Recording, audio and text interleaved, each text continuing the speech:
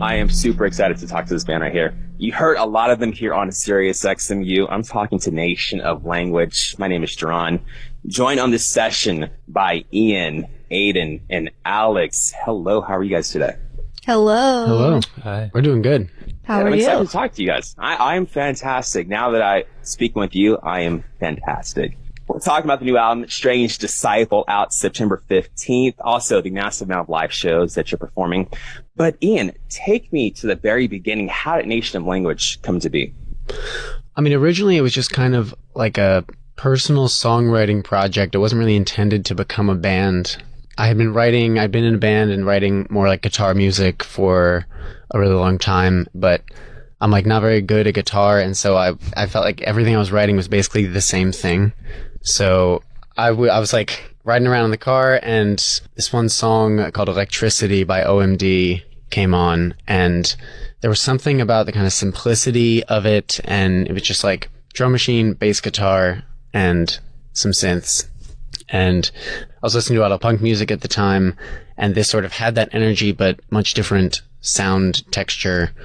And I was like, oh, like maybe I should try to write with like just a keyboard and a bass guitar and see what happens. And so I just started churning these demos out, and my friends were like, hey, maybe we should like actually play these. Aiden, when do you come to the whole mix of the band itself? In 2016 or so, I joined the band because a bunch of people that had been in the project happened to move away kind of all at the same time. And I didn't want the project to end because I really liked going to the shows and I really believed in the music. So I was like, Ian, I know I've never played an instrument and I'm not a musician, but if you think you can teach me how to play this bunch of songs, I would love to try. So he taught me, and I did. First, you were a fan of the band. Yes. Then you didn't know how to play an instrument, but Ian taught you. Like, dive into that more for me, please, because that's very interesting. No problem.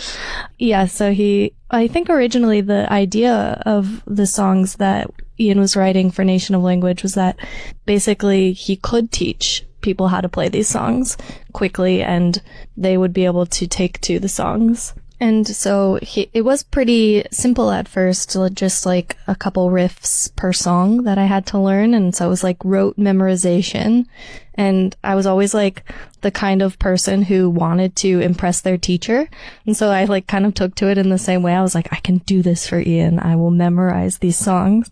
And then I did, and we went on stage, and it became like super addictive actually to like play these shows to audiences and see them reacting. And yeah, I just like fell in love with it from the first show. Then Alex, did you know how to play the bass before joining the band? Yeah, I did. I'd played bass and guitar, kind of learned them kind of at the same time when I was a kid, and was just lucky to get invited on board. And how did that come to be? Because I know you weren't the original bassist that started off with the band, right? Yeah, I joined the band early last year, and we had been friends for a little while. I have a band that had opened for Nation of Language, I think first in 2019, and then again in 2021, I think for the record release. And I was just really lucky to get asked to jump on the spring tour, and it's been really just rapid fire since then.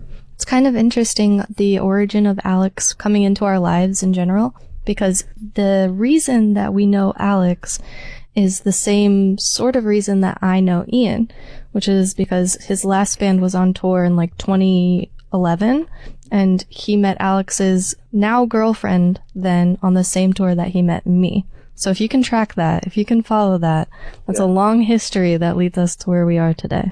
And together, the three of you, Ian, Aiden, and Alex, have written Nation of Language third album, Strange Disciple, out on September 15th. What did you have in mind? I guess, what did you focus on in the creation of this new project? Well, I think sonically, I have this sort of concept in my head that I kind of wanted it to be something that felt more like fast-paced city walking, which, you know, being able to go on tour again for the first time in years. There's this phenomenon where, like, you get to a city and there's not a lot of time to do or see things. And so, you know, you sound check and they're like, okay, you got to be back here in 2 hours. And so you just kind of try and take in as much of the neighborhood as possible. And there's this like excited kind of just like bouncing around, trying to find a coffee shop, trying to find a camera store.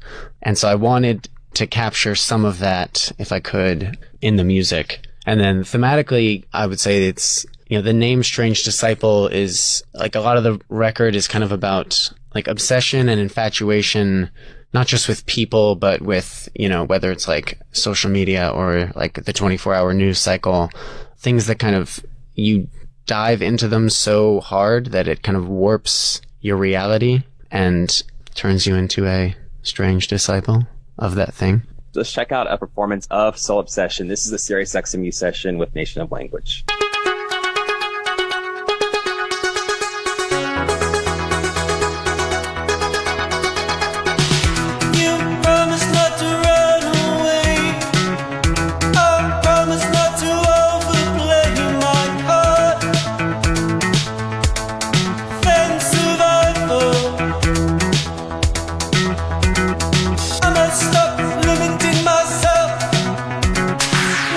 Sensational soul.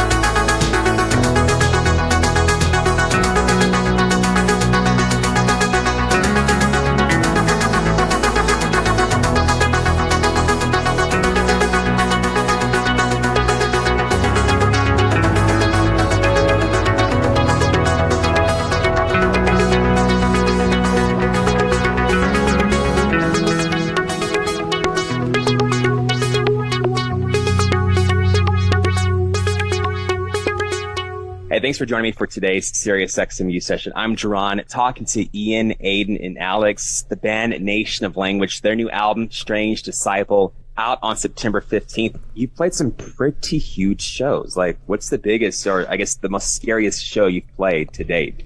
I mean, we got to play Brooklyn Steel, in our hometown of Brooklyn. And that, we've gone to see quite a number of shows there. And you never expect that it could ever be you. Yeah, definitely not. That one definitely sticks out in my mind. I think a couple shows we played in London at Coco and Electric Brixton, but I think the largest might actually have been Porto, just by number of people. Yeah, That's true. We played at Primavera Sound Festival in Porto, and it was at the bottom of a beautiful green hill, and all the way up the hill were strangers who were dancing and singing along, and it was very jarring and romantic and a wonderful memory. Not scary so much, because everyone was so happy. Yeah, we almost didn't expect it, so by the time we sort of saw the crowd and got up there, we didn't really have time to get nervous. Yeah, and then we got off stage and we were like laughing maniacally because it was just so much to take in. You see, and it's funny that you mentioned that, I guess your most frightening show was at Brooklyn Steel, because in my mind, it would have been a festival show, right? But what is it about playing a hometown show that, in a way, amps up the jitters? Because it's a smaller crowd at Brooklyn Steel than it is at Primavera Sound, right? Yeah. But what is it about playing your hometown that really just amps you up? I think, I really hate disappointing people. And I'm like, if there's anyone I don't want to disappoint, it's My friends and family.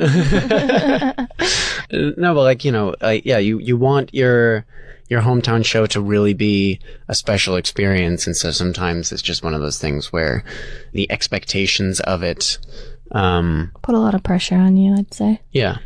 But it was great. It was really fun. It's like, you're terrified and thrilled at the same time, and it was an amazing feeling to be there with all those people. Yeah. And then, Aiden, when you were at Primavera in Porto, seeing the people on the hill from the stage, how did it feel to perform from the hill?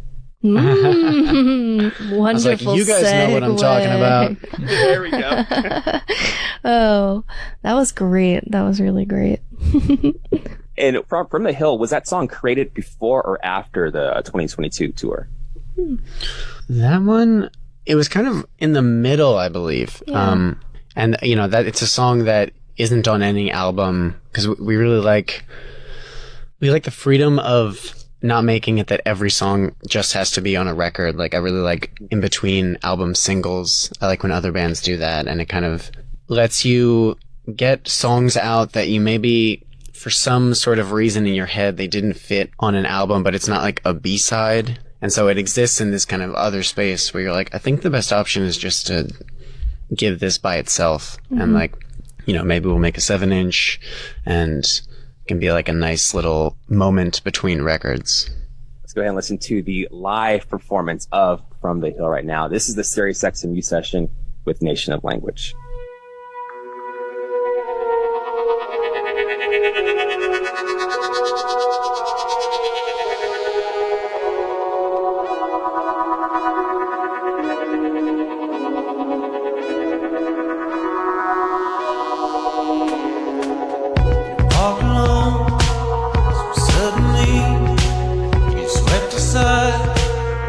Things like these, from the hill I see them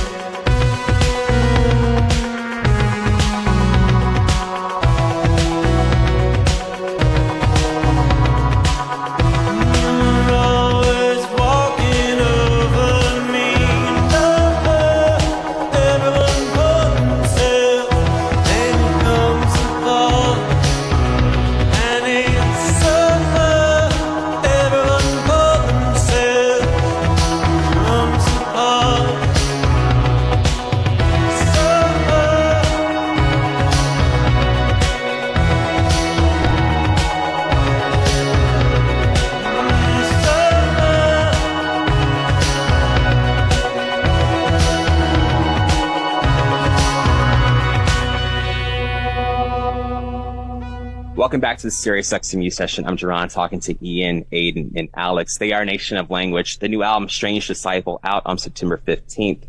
Would you say this new album is an evolution of your sound? I think so. I mean, it's interesting. I almost am not entirely sure how it is an evolution of the sound, in the sense that, well, like one thing that I really like doing is seeing bands that have a large number of albums and how they kind of morph over time.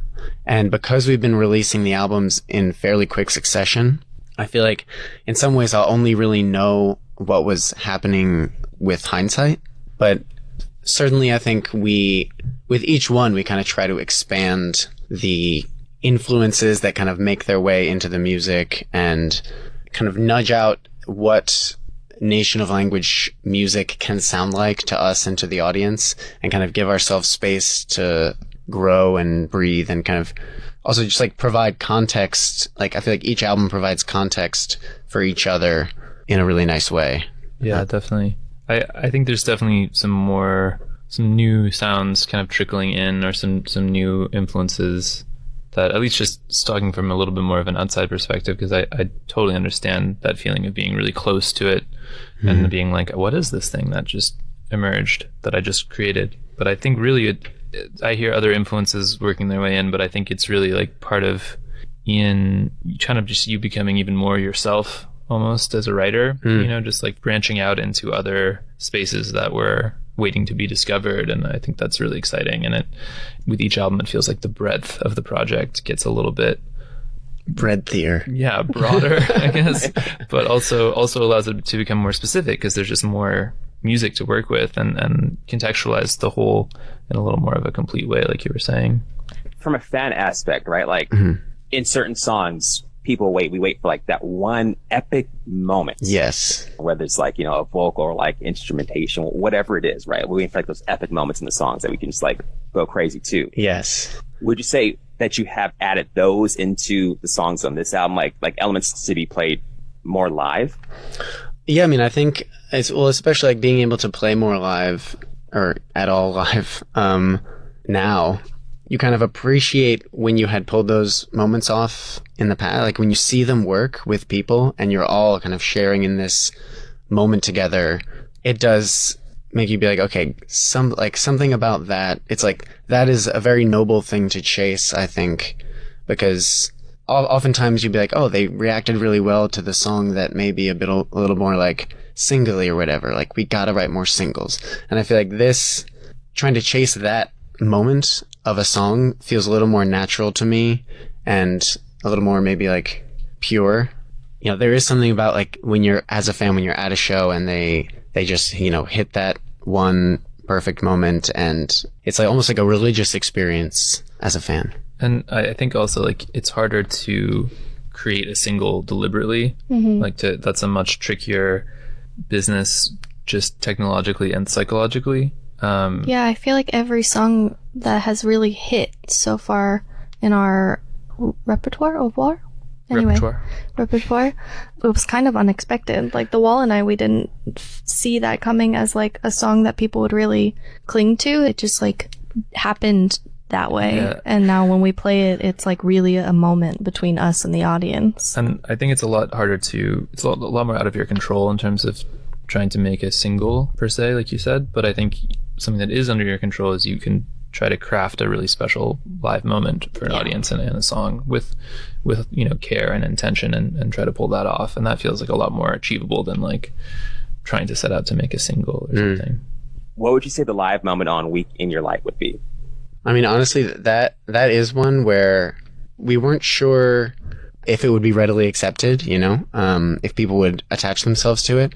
But basically, whenever we start the song, at least on this last run of shows we did, people seemed to be surprised that we were playing it. So you'd get this like gasp, and then everyone would be cheering. And I was like, oh, sick. Like, I love this song too. I'm so glad you guys like this song. That must be like an awesome reaction, like from your perspective, right? To see that, like, reaction from the crowd. Especially because, like, I mean, that one is one where I don't really get to do any thinking. I just have to, like, be very active from start to finish of the song, but like in those first few notes that I hit, when I feel the excitement from the crowd, it's a real relief. I'm like, all right, I'm about to go in to work and I'm doing this and they're happy. So let's just ride this together. That feels really good.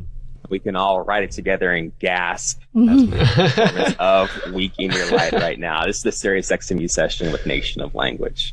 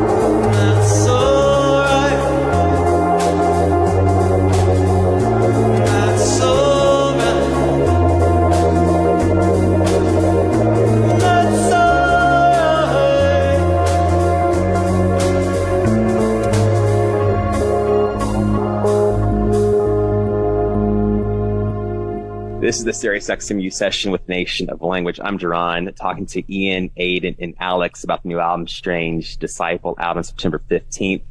You guys have such a massive tour schedule for this year and so many dates left on the calendar. Like, what are you looking forward to the most?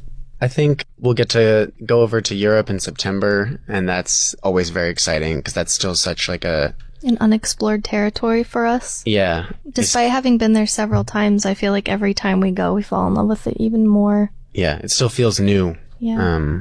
Like, what is it about going to Europe that makes you fall in love with it even more?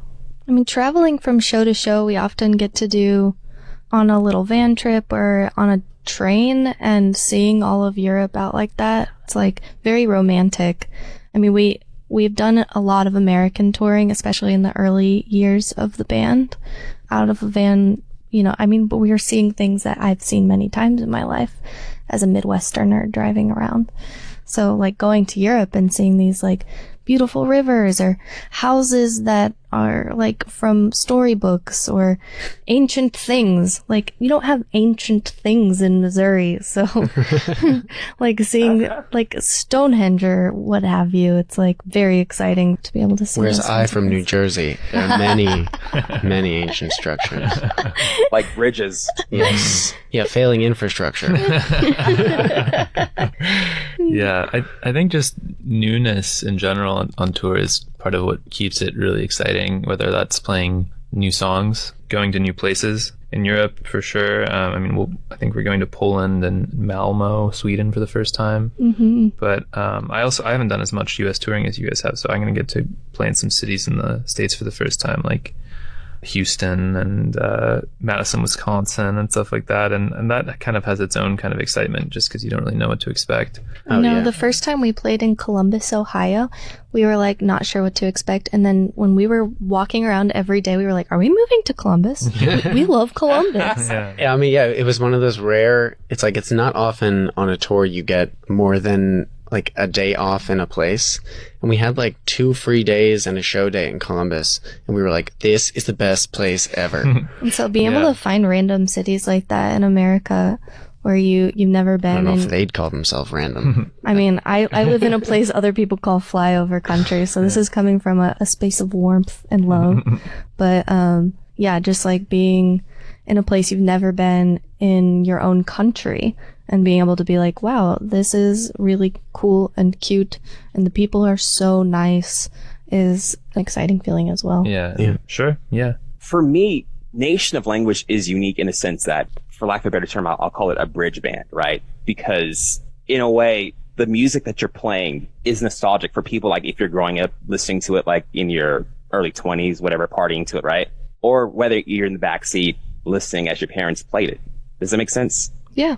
Yeah, I think so. I mean, like personally, that's always something I kind of would strive for. I really like when bands show their influences and speak to their influences and just sort of keeping those things at the forefront. Like on your sleeve, not being like, to be able to reference things, but also make it your own, which, speaking for Ian, like I don't write the music, he writes music. I feel like I can say this. He's able to do that in a way that is so true to himself and also is so unique from other things that it's not corny, it's not a pastiche, it's like very genuine, very like romantic and almost painful sometimes, and it's a beautiful thing to see. What connection has somebody shared with you to one of your songs?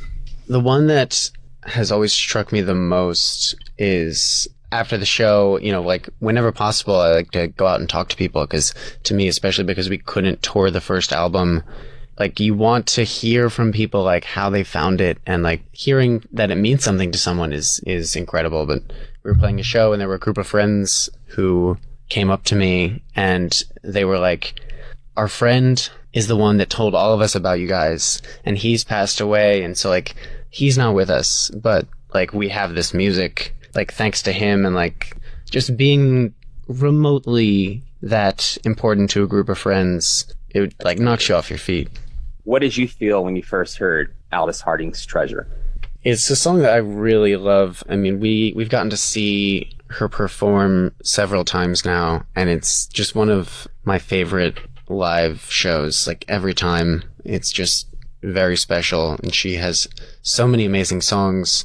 And in terms of kind of choosing a cover, this is a song that like the melodies are so beautiful, and the way that she has it done instrumentally kind of provides a lot of space for us to make a different version that is our own, which I think, is often valuable when you're trying to choose a song that's not yours to play.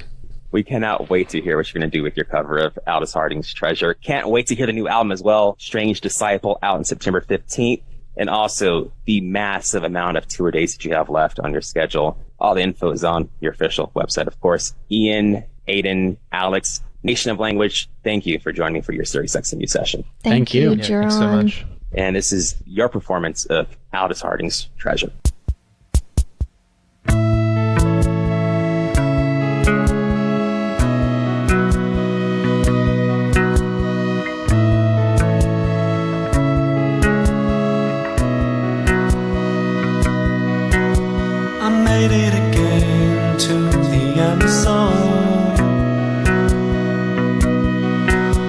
I gotta embrace the same as the others, and I see it far cleaner than that.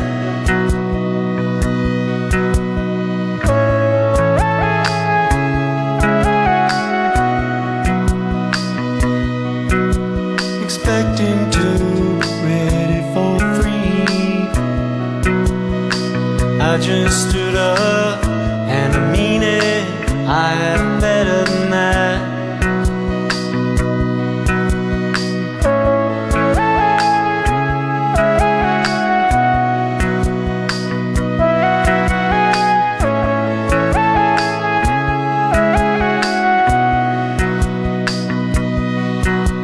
A rock in my hand, a living river, the braided cover of love. I've got my eye on you now, treasure.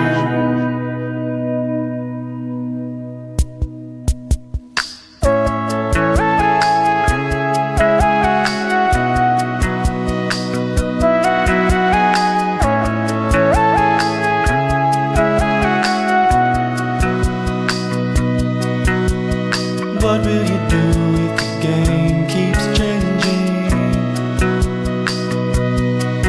Will you die on the vine, choosing it over?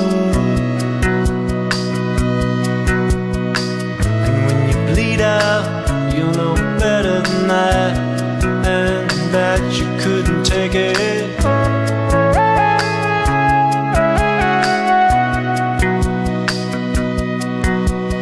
Rock in my hand, a living river, the braided cover of love.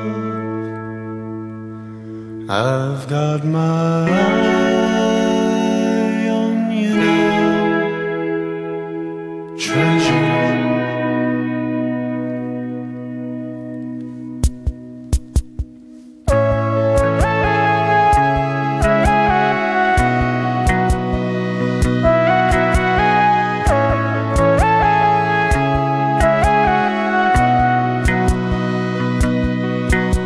A hand in time, that's no miracle.